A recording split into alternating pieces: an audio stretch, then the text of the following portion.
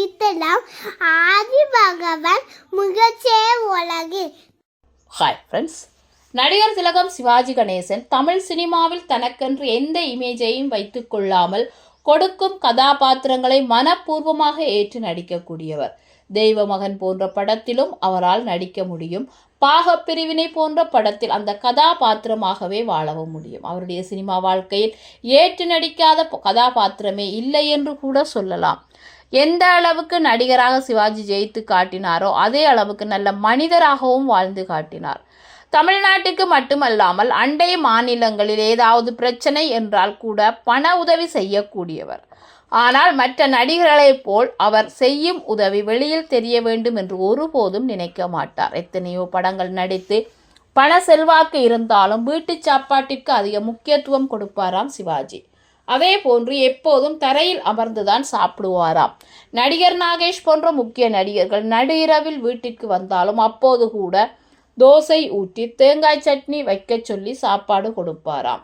அவர்களுடனே அமர்ந்து பேசி தரையில் பாய் போட்டு தூங்குவாராம். அதே போன்று தான் நடித்து கொண்டிருந்த காலம் வரைக்கும் படப்பிடிப்புக்கு 1 மணி நேரத்திற்கு முன்பே சென்றுவிடும் பழக்கம் உடையவர் சிவாஜி.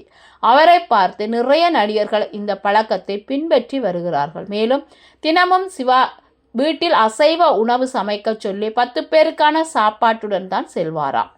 எல்லோருடனும் சாப்பாட்டை பகிர்ந்து சாப்பிடுவாராம்.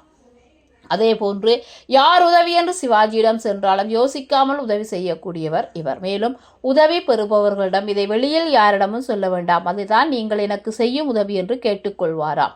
இதனாலேயே சிவாஜி செய்த பல உதவிகள் வெளியில் தெரியாமலேயே போயிருக்கிறது.